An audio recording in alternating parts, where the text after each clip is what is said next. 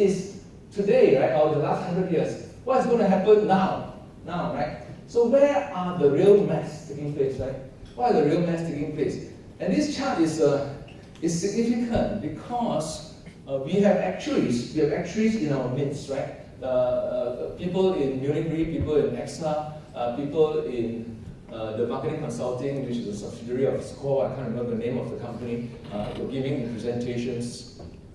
Yeah, Remark, and they were doing that, and they were actually supervising data analytics, because these are people who clued on, learn a few things, and how to supervise data analytics people. Yeah, and they are all, and some of them went to work. Some of them went to work in Grab. There are 3 or 4 actuaries working in Grab, and there are many actuaries working in CXA and other health ecosystems, and there are actuaries working in climate change in the UK and US. You should take a look at that. And there are many actuaries working in bank in Australia and machine learning consultancy, loyalty card companies that are Uber loyalty companies. And these actuaries are basically using the mathematics they learn and the cognitive technique they learn, plus some of the new skills in data analytics and machine learning to apply. But data analytics people are also coming to our profession.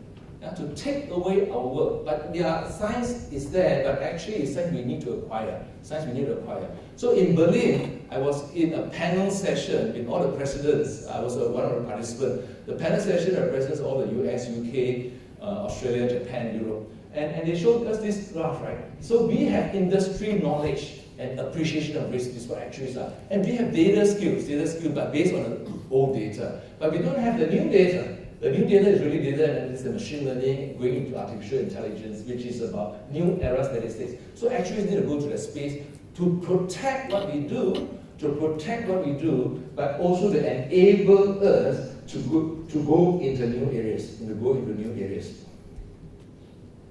So this is the booklet. You can get it from the website about what big data is. This is published by the American Academy of Actuaries, and you look at it, it's all about statistics. It is all about neural networks and machines. It's about machine learning, deep learning, and all that. And you look at the books, they're highly mathematical. They're not computer programs. 90% of it is high-level maths. And some of the actuaries have to go there at a fundamental level. And many of us must know it at a more general level, especially those who are aged below 40.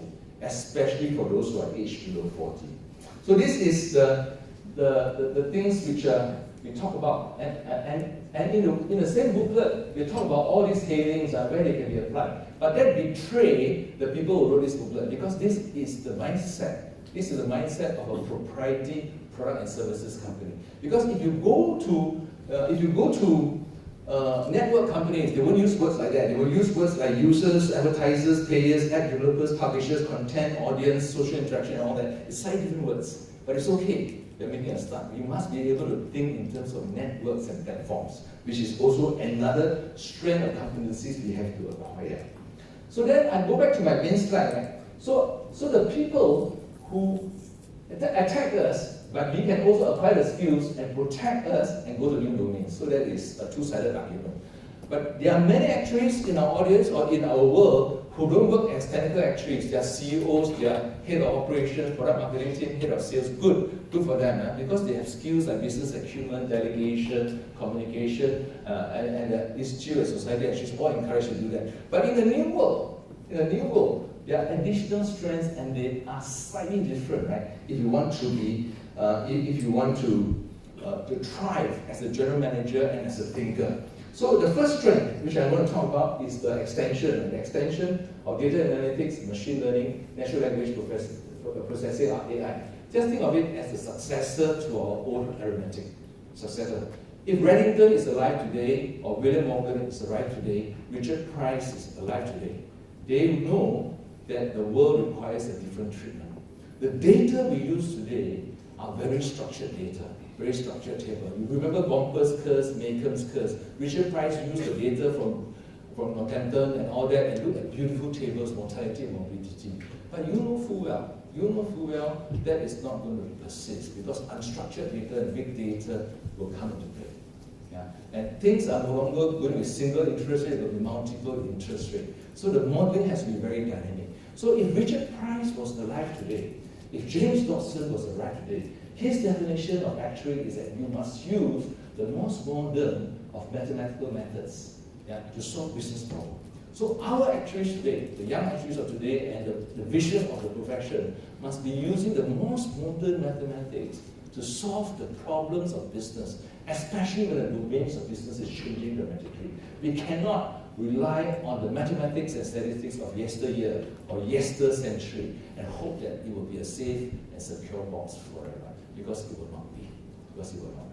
So therefore, what are the additional things? The additional strength or competency of part of understanding the x-axis is about working with technology. When I talk about working with technology, I mean that you work with technology as a partner. Machines, drones, Internet of Things, robotics, wearables, GPS, Google Photos, Google Translate. Deep Blue beat Gary Kasparov in 1997. But today, an average chess master with an average chess machine will beat Deep Blue. An average chess master and an average chess machine will beat the best chess player in the world. Because it's the partnership of man and machine which makes the result and achievement extraordinary. Because the machine is very strong and capable in narrow intelligence. Man has large contextual images for the time being, certainly for the next 10, 20 years. So how do you combine? So the actuaries of the future must be an AI, artificially enhanced, artificial intelligence enhanced human, with human skill and human capability. Then you really could preserve what we have achieved. So that is the case, right? So you also must understand when Deep Blue defeated Gary Kasparov and when Watson defeated Jeopardy. Jeopardy is a game show in America, and he defeated the two best players in 2011. It was really based on computational power with powerful logic.